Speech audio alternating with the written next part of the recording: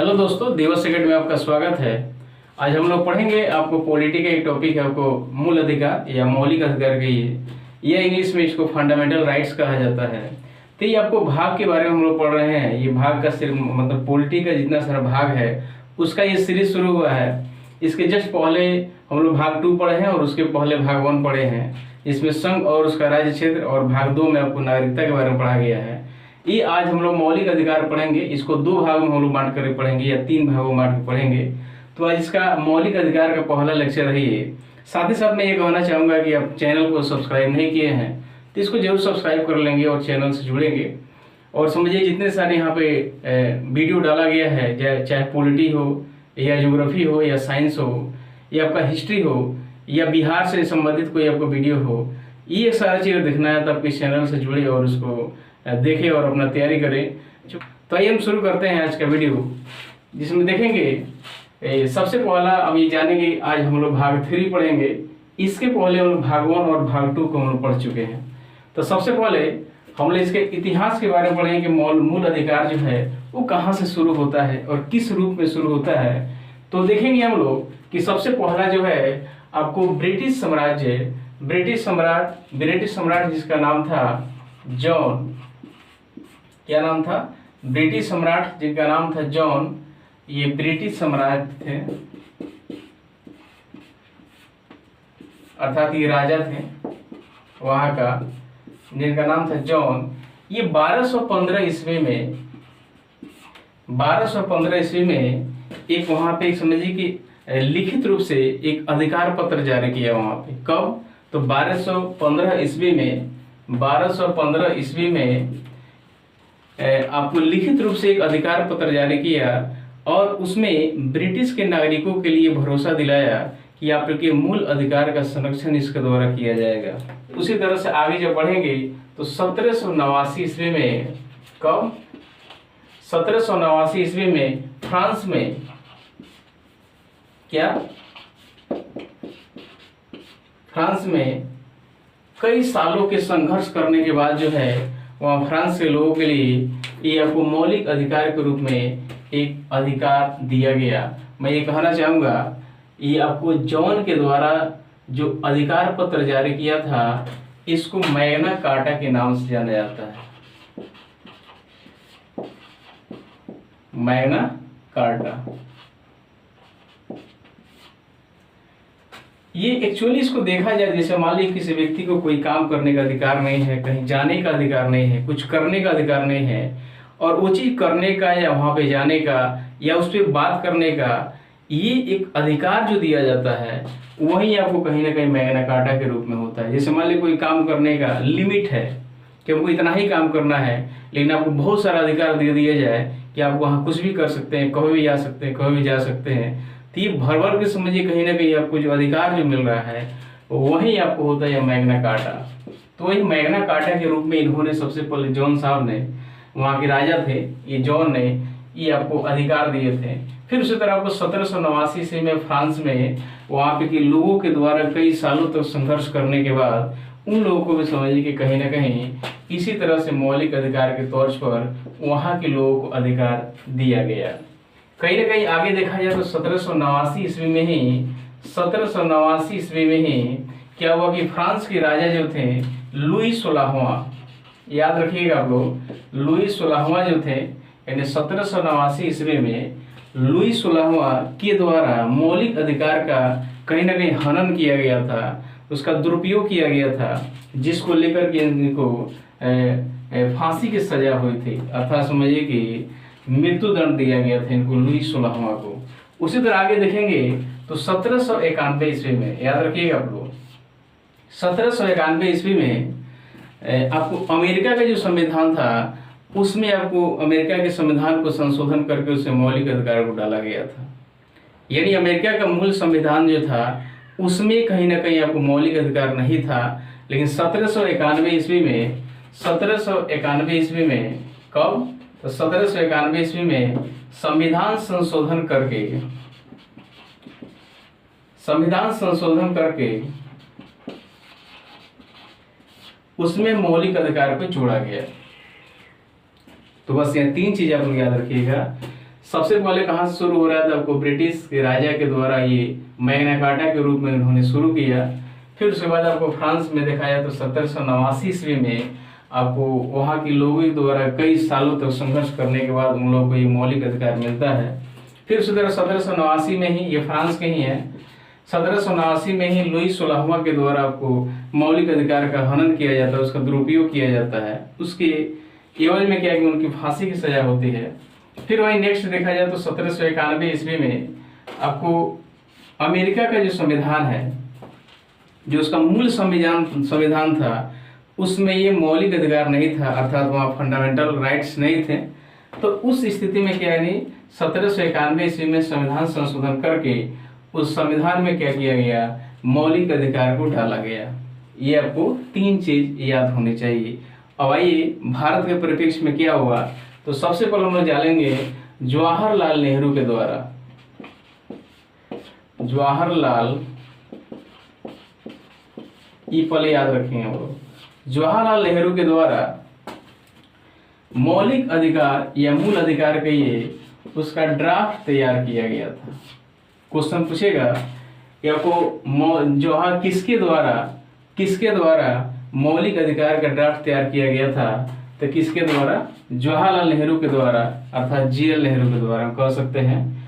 तो भारत का जो संविधान है उसमें जो मौलिक अधिकार है, तो उस मौलिक अधिकार में जवाहरलाल नेहरू के द्वारा ये मौलिक अधिकार का ड्राफ्ट क्या किया गया था, तो तैयार किया गया था। क्वेश्चन में आ सकता है। आगे यही हम देखेंगे जो कराची अधिवेशन 1931 जो हुआ था, यानी कराची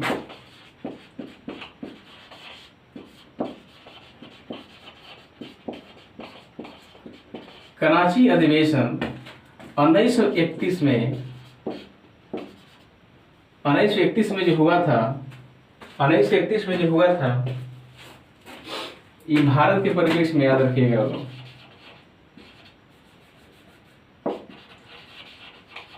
इंडिया के परिप्रेक्ष्य में, क्योंकि ये ब्रिटेन के परिप्रेक्ष्य में हो गया, ये फ्रांस के हो गया, ये अमेरिका के हो गया।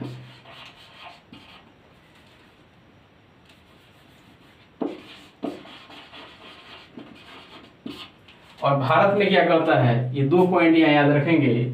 जैसे भारतीय संविधान जब बना उसमें आपको मौलिक अधिकार का ड्राफ्ट किसने तैयार किया था, तो जवाहरलाल नेहरू के द्वारा। उसकी पहले की घटना है जब कराची अधिवेशन हुआ था 1931 में, तो इस अधिवेशन की अध्यक्षता आपको सरदार पटेल के द्वारा किया गया था। किसके द्वारा किया गया था, सरदार वल्लभ भाई पटेल के द्वारा किया गया था। और इन्होंने ही उस अधिवेशन में सबसे पहले मौलिक अधिकार की मांग की थी, याद रखिएगा। मौलिक अधिकार की मांग की थी, ठीक है। तो कराची अधिवेशन जो 1931 ईस्वी में हुआ, इसकी अध्यक्षता किसने की थी, तो सरदार वल्लभ भाई पटेल की अध्यक्षता में हुआ था। और इन्हीं के द्वारा सबसे पहले जो है मौलिक अधिकार की मांग होती है। और आगे चल के ही आपको कांग्रेस का जो अधिवेशन था उसके घोषणा पत्र में कहीं ना कहीं इसको इंक्लूड किया जाता है मौलिक अधिकार को मांग के रूप में, ठीक है। तो इंडिया के परिप्रेक्ष्य में 2 चीजें फिलहाल याद रखिएगा, मतलब ये हिस्ट्री है टोटली।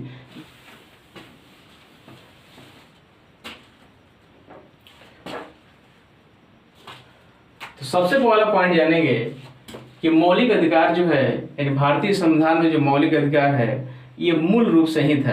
यानी भारतीय जब संविधान बना तो उसी समय जो है इस संविधान में मौलिक अधिकार को डाला गया था। अर्थात अमेरिका जैसा नहीं कि अमेरिका का संविधान जब बना था तो उसमें मौलिक अधिकार नहीं था, लेकिन ऐसा नहीं, भारत का जो संविधान जब बना उसमें मौलिक अधिकार था। तो सबसे पहला इसमें क्वेश्चन ये आता है कि किस भाग में था। यानी संविधान में आपको टोटल 25 भाग हैं आज के डेट में, और सहकारिता को डाल दिया तो 26 हो जाएंगे, लेकिन मूल रूप से भारतीय संविधान में आपको 22 भाग थे, ठीक है। तो यहाँ पे देखा जाए उसमें से ये तीसरा भाग जो है, यानी भाग तीसरा जो है इसमें मौलिक अधिकार को डाला गया है। ठीक है, अब यहाँ इसका आर्टिकल देखा जाए, आर्टिकल देखा जाए अर्थात अनुच्छेद देखा जाए, ये कितना अनुच्छेद में आता है आपको मौलिक अधिकार, तो ये अनुच्छेद आपको 12 से लेकर के ये 35 के अंतर्गत आता है। पहला क्वेश्चन, मौलिक अधिकार किस भाग में है, तो तीसरा में है। और फिर ये इसका अनुच्छेद कहाँ से कहाँ तक इसका विस्तार है, तो 12 से लेकर के 35 तक है। हम लोग जानते हैं कि मूल रूप से जो संविधान जो बना, तो उसमें जो मौलिक अधिकार था उसमें क्या है कि आपको मौलिक अधिकार की संख्या जो थी वो 7 थी। कितने थे, तो 7।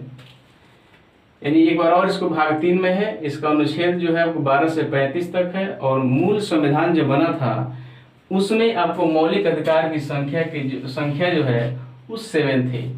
लेकिन आगे चल के 44वां संविधान संशोधन, याद रखिएगा लोग, 44वां संविधान संशोधन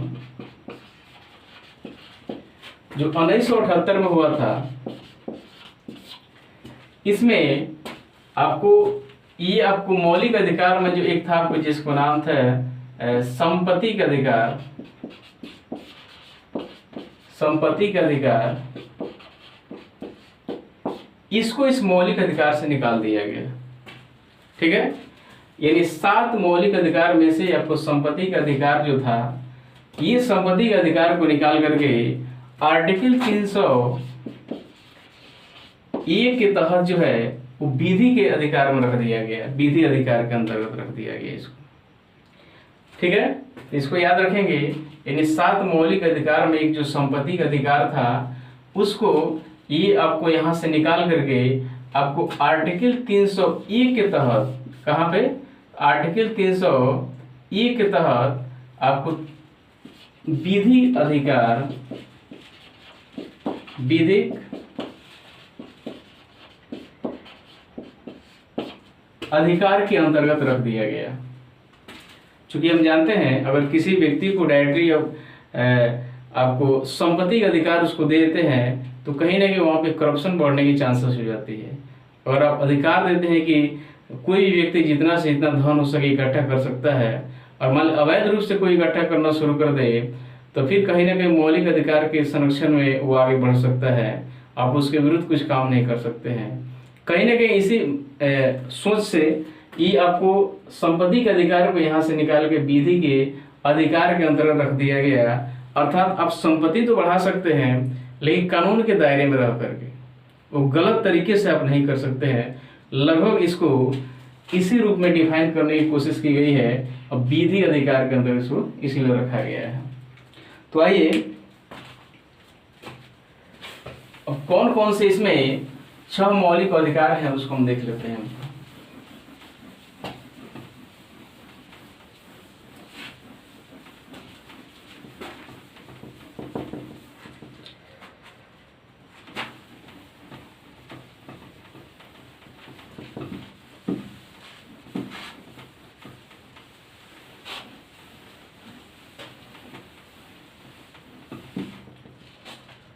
तो सबसे पहला है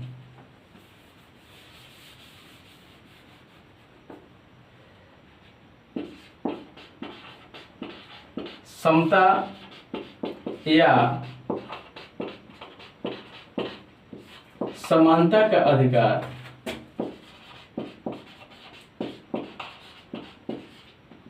क्या है, सबसे पहला क्या है, समता या समानता का अधिकार, और ये आर्टिकल 14 से लेकर के 18 के बीच में है। यानी इसका विस्तार जो है, इसका विस्तार जो है वो आर्टिकल अनुच्छेद 14 से लेकर 18 के बीच में है, पहला। दूसरा जो है, ये दूसरा आपका मौलिक अधिकार है, ये क्या है, स्वतंत्रता का अधिकार, स्वतंत्रता का अधिकार।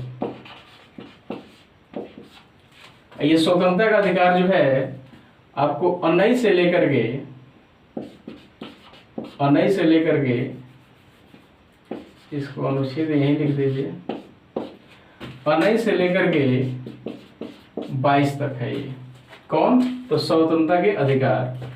थर्ड में आता है शोषण के विरुद्ध अधिकार। शोषण के विरुद्ध अधिकार, ये आता है अनुच्छेद 23 से 24 तक। ठीक है, अनुच्छेद 23 से लेकर के 24 तक। फोर्थ में आता है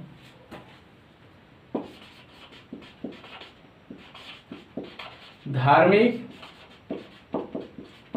स्वतंत्रता के अधिकार।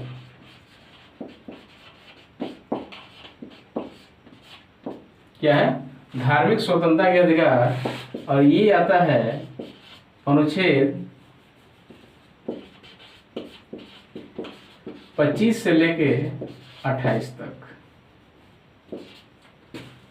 ठीक है, और फिफ्थ में आएगा शिक्षा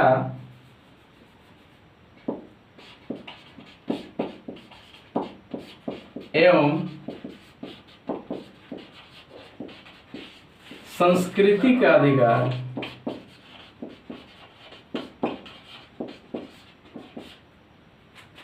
शिक्षा एवं संस्कृति का अधिकार, ये आर्टिकल 29 से 30 तक है। और लास्ट है संवैधानिक उपचारों का अधिकार।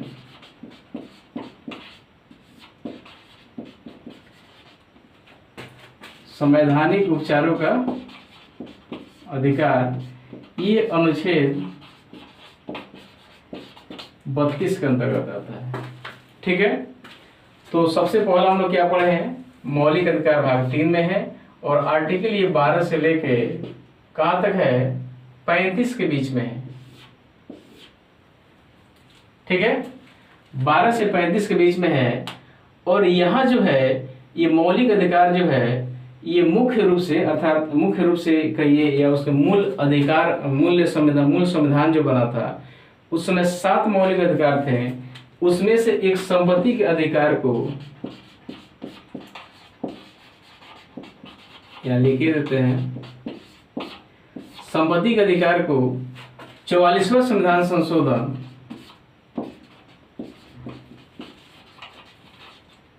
में इसको निकाल दिया गया मौलिक अधिकार से, और इसको कहाँ रखा गया? आर्टिकल 301 के तहत विधिक अधिकार में। विधिक अधिकार में। ठीक है, तो अब यहां से देखिए टोटल 7 आपको मौलिक अधिकार, जिसमें से एक आपको 44वां संविधान संशोधन 1978 के द्वारा इसको बाहर कर दिया जाता है। उसके बाद आपको मौलिक अधिकार की संख्या 6 बच जाती है। इसमें से सबसे पहला है समता या समानता का अधिकार, जो आर्टिकल 14 से 18 के बीच में है। 18 के बीच नहीं कहेंगे, 18 तक है, यानी 14 से लेकर 18 तक। फिर उसके बाद दूसरा है स्वतंत्रता का अधिकार, जो आपको 19 यानी 19 और 22 यानी 19 से लेकर 22 तक है, 19, 20, 21, 22। ठीक है, फिर उसके बाद आपको शोषण के विरुद्ध अधिकार जो है, ये आपको क्या है तब 23 और 24 में दिया गया है।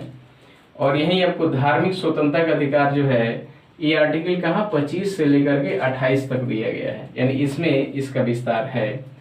फिर उसके बाद ये है शिक्षा एवं संपत्ति का अधिकार, ये आपको अनुच्छेद 29 से लेकर के 30 तक दिया गया है। नेक्स्ट है संवैधानिक उपचारों का अधिकार, ये कहाँ है? तो आर्टिकल 32 में है। ठीक है, एक चीज मैं और बता दूं, ये जो भी मौलिक अधिकार दिए गए हैं ये भारत के जनता के लिए है, याद रखिएगा आप लोग।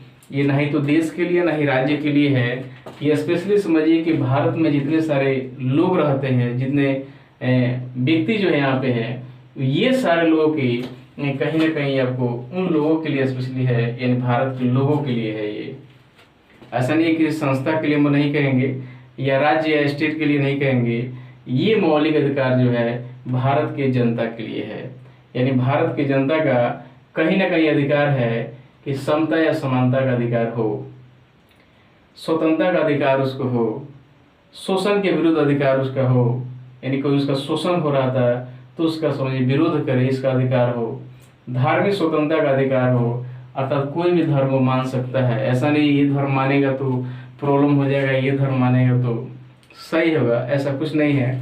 ये सब चीज़ का अधिकार आपको क्या है, तो अधिकार मिला हुआ है। तो आइए हम आज पढ़ते हैं, सबसे पहला है समता या समानता का अधिकार, इसी के बारे में हम लोग पढ़ेंगे, फिर आगे हम लोग देखते हैं। ये आप लोग जरूर याद रखिएगा कि आपको ये 6 आपको मौलिक अधिकार हैं, इसमें से किसके साथ कौन कौन यानी आर्टिकल आते हैं।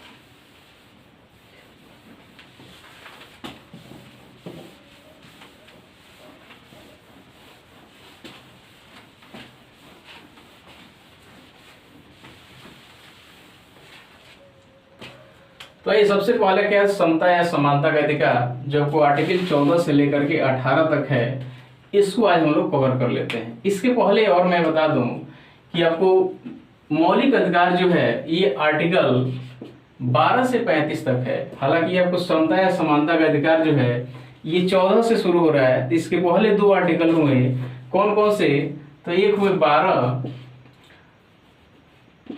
एक हुआ 13। तो इसके बारे में सबसे पहले हम पढ़ लेते हैं। तो आर्टिकल 12 जो है, ये आर्टिकल 12 जो है, इसमें कहीं ना कहीं आपको राज्य को परिभाषित किया गया है। एग्जाम में आ सकता है कि मौलिक अधिकार का जो आर्टिकल 12 है, या सीधा सीधा क्वेश्चन पूछेगा कि आर्टिकल 12 में क्या दिया गया है, तो आर्टिकल 12 में राज्य शब्द को परिभाषित किया गया है, और इसमें बताया गया है कि भारत में जितने सरकारी तंत्र है, जितने सरकारी समझिए कि संस्थाएं हैं, ये सारी संस्थाएं जो है ये राज्य के अंतर्गत आती है। यानी इसमें राज्य शब्द को परिभाषित किया गया है आर्टिकल 12 में, और ये बताया गया है कि भारत में जितने सारे सरकारी संस्थाएं हैं वही आपको राज्य के रूप में है। जैसे मान लीजिए आपको भारत सरकार हो या राज्य सरकार हो, या भारत में कोई फैक्ट्री हो, माइल्स हो, कोई उद्योग हो, या समझिए कोई भी सरकारी संस्था है, जैसे LIC हो गया, पेट्रोलियम हो गया, या जितना सारा बड़ा बड़ा फैक्ट्री, छोटा या बड़ा जो भी फैक्ट्री है, इस तरह से रेलवे हो गया, तो जितना सारा सरकारी आपको संस्थाएं हैं ये टोटल राज्य के अंतर्गत आती है। तो कहीं ना कहीं आर्टिकल 12 में ये आपको दिखाने की कोशिश किया गया है कि आपको भारत में जितने सरकारी संस्थाएं हैं वो टोटल आपको एक राज्य है। ये आपको स्टेट नहीं है, ये अलग ये कहता है कि आर्टिकल 12 में राज्य शब्द को परिभाषित किया गया है, और उस कहीं ना कहीं डिफाइन में यानी डिफिनेशन जो दिया गया है, उस डिफिनेशन का आपको कहने का मतलब ये है कि भारत के जितनी सारी सरकारी संस्थाएं हैं ये टोटल आपको क्या राज्य के रूप में है।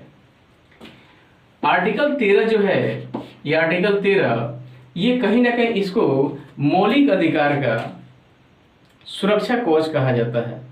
ठीक है, क्या कहा जाता है, यानी मौलिक अधिकार का ये सुरक्षा कवच कहा जाता है आर्टिकल 13 को। याद रखिएगा आप लोग, क्वेश्चन पूछ सकता है कि कौन सा आर्टिकल मौलिक अधिकार का सुरक्षा कवच है, तो कौन सा है, तो आपको 13 है, क्योंकि इस 13 में लिखा गया है कि मौलिक अधिकार का संरक्षण, मौलिक अधिकार का प्रोटेक्शन, मौलिक अधिकार का देखरेख वो कौन करेगा, तो सुप्रीम कोर्ट करेगा, अर्थात उच्चतम न्यायालय करेगा।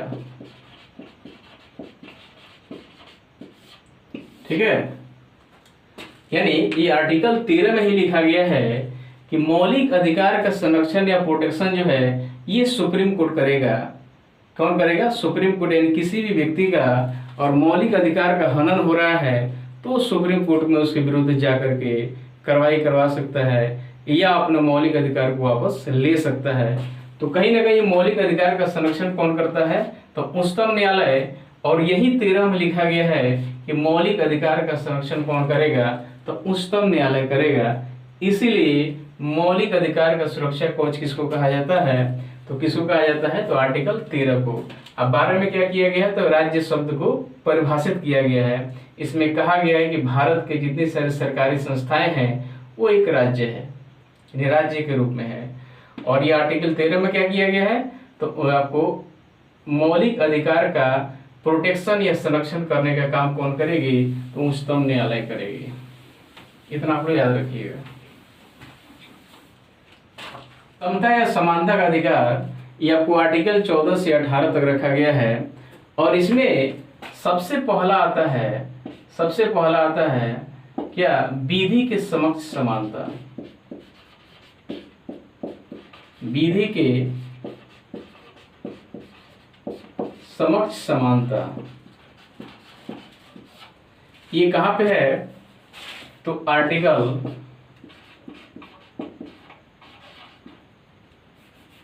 या और इधर से लिखें,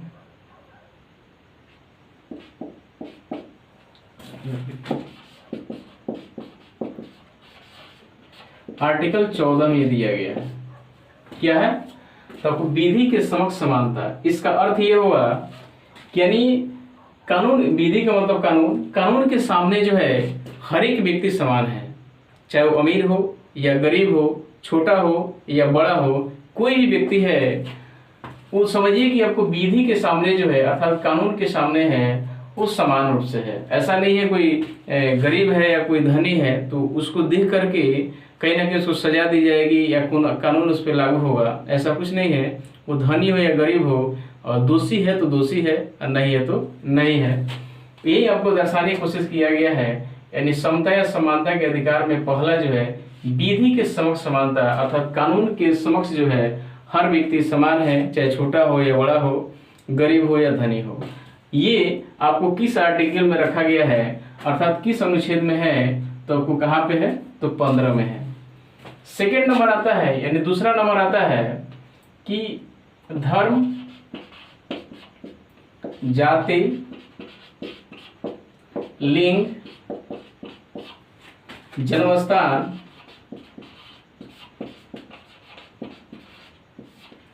के आधार पर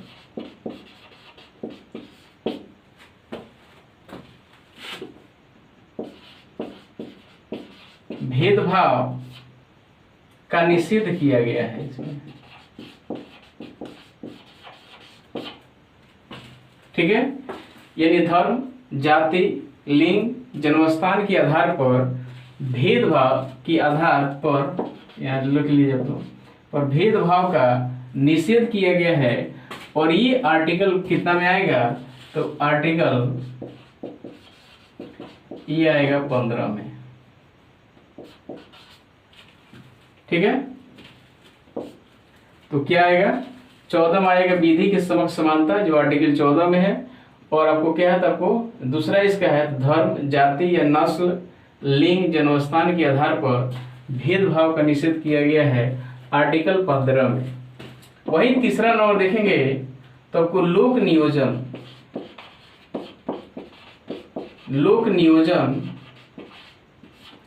के अवसर पर समानता।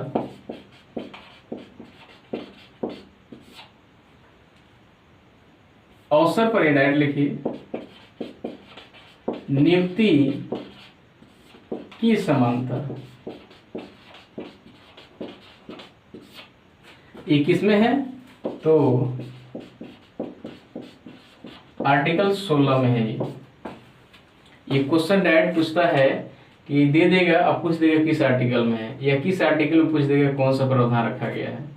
तो क्या है? तो आपको लोक नियोजन के अवसर पर नियुक्ति की समानता, यानी सरकारी तंत्र है, मतलब क्या है? ये सरकारी नौकरी में अनुसूचित जाति, जनजाति, पिछड़ा वर्ग और आज के डेट में एक और नया आ गया EWS से, इसको छोड़ करके इसके जितने सारे लोग हैं सबको लोग सरकारी नौकरी में नियुक्ति के समय समानता का अधिकार है, यानी सब कुछ समान है, यानी समान दृष्टि से वहाँ देखा जाएगा, वहाँ कोई भेदभाव नहीं देखा जाएगा। यानी जब सरकारी नौकरी की नियुक्ति की जब बात आएगी तो आपको अनुसूचित जाति, जनजाति, पिछड़ा वर्ग और EWS यानी SC, ST और पिछड़ा वर्ग, ये हिंदी में लिख देते हैं, पिछड़ा वर्ग या EWS जो है, इन लोग छोड़ करके इन लोगों के अलावा जितने सारे लोग हैं वो सबको नियुक्ति में समानता वो दी जाएगी। यानी ऐसा नहीं इसमें कोई किसी का भेदभाव होगा, ऐसा नहीं होगा। तो यह स्पष्ट रूप से बताया गया है। पहले तो EWS नहीं था, लेकिन बाद में इसको जोड़ा गया है। तो लोक नियोजन अर्थात सरकारी नौकरी की नियुक्ति के समय SC, ST, पिछड़ा वर्ग, EWS को छोड़ करके, क्योंकि इन लोगों को 10% की आरक्षण मिला है कहीं ना कहीं, तो ये भी आ जाएगा इसमें। तो इन लोगों को छोड़ के जितने सारे लोग बच गए, ये सबको नियुक्ति के समय समान आधार पर सबको बराबर से आपको नियुक्ति की जाएगी, उसमें कोई असमानता नहीं होगी। क्या होगी? तो समानता होगी। आगे है फोर्थ में। तो फोर्थ में क्या है? अर्थात 17 में अस्पृश्यता का अंत, या हम कह सकते हैं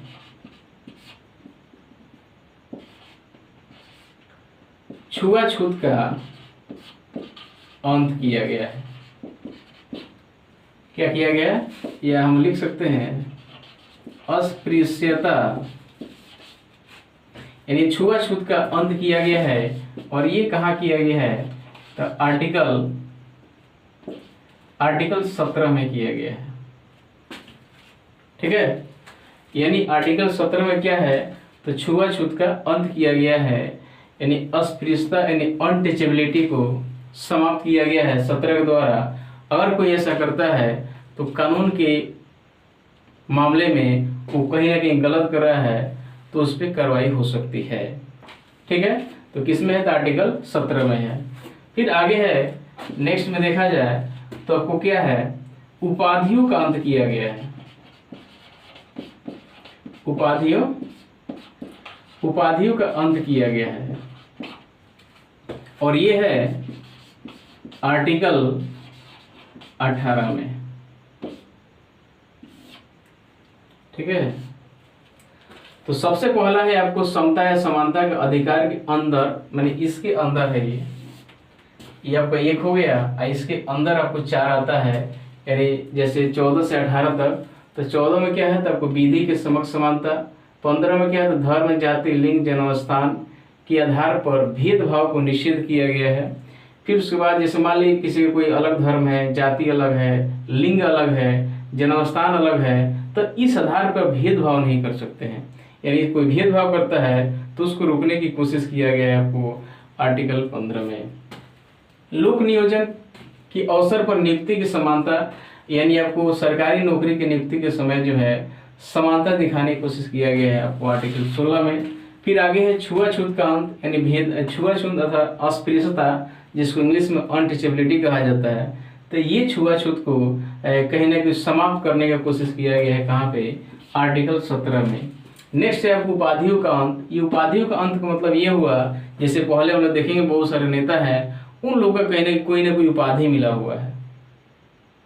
ठीक है, जैसे महात्मा गांधी के ले ली तो महात्मा का, जैसे मान लीजिए आपको सरदार वल्लभ भाई पटेल, सरदार का मिला है। तो ये जितने सारे लगभग बहुत सारे नेता हैं, उस सबको कहीं ना कहीं आपको क्या मिला है? तो इन लोगों को कोई ना कोई उपाधि मिला है। तो यही उपाधि का इसमें अंत कर दिया गया है। और ये बताया गया है कि अगर किसी व्यक्ति को विदेश से कोई उपाधि मिल रहा है तो सबसे पहले वो राष्ट्रपति से परमिशन लेगा, तब जाके कहीं परमिशन मिलने के बाद वहां से उस उपाधि को ले सकता है। क्या? यानी किसी व्यक्ति को अगर विदेश से कोई उपाधि मिल रहा है तो सबसे पहले राष्ट्रपति से परमिशन लेना पड़ेगा। साथ ही साथ समझिए कि भारत के अंदर कोई राज्य किसी को समझिए कोई उपाधि दे रही है, सेना और शिक्षा को छोड़ करके, सारा राज्य सरकार या केंद्र सरकार किसी व्यक्ति को कोई उपाधि दे रही है, तो उस स्थिति में सबसे पहले आपको क्या किया गया है कि आपको राष्ट्रपति से परमिशन लेने के बाद ही उस व्यक्ति को उपाधि दिया जा सकता है। तो कहीं ना कहीं ये आपको उपाधि जो है, उपाधियों का अंत कर दिया गया है जैसे पहले राजा महाराजा थे या बड़े बड़े नेता थे, उन लोगों को विदेश से या भारत से ही बहुत सारी उपाधि दी जाती थी, तो उस सिस्टम को बंद कर दिया गया है। बस आज के डेट में जैसे सेना हो गया और शिक्षा हो गया, ये दोनों उपाधि मिलता है राज्यों के द्वारा या केंद्र के द्वारा। लेकिन इसके अलावा जितना सारा है, उपाधि लेने से पहले ही आपको राष्ट्रपति से परमिशन लेना पड़ेगा, या विदेश से यानी किसी देश से भारत के लोगों को अगर कोई आपको उपाधि दी जाती है तो वो लेने से पहले फिर आपको राष्ट्रपति से परमिशन लेना पड़ेगा, और जब परमिशन मिल जाएगा तब वहाँ से आपको जाके उपाधि को ग्रहण कर सकते हैं। तो मुझे आशा है कि आज का वीडियो आपको अच्छा लगा होगा। अच्छा लगा है तो आपको लाइक कीजिए, सब्सक्राइब कीजिए और अपने दोस्तों के पास शेयर कीजिए, और कमेंट में जरूर बताइए कि आपको कैसा लगा ये मौलिक अधिकार का अर्थात मूल अधिकार का या फंडामेंटल राइट्स का ये। तो इसका आपका पहला पार्ट था, इसके बाद में 1 या 2 पार्ट में इसको कवर करा दिया जाएगा।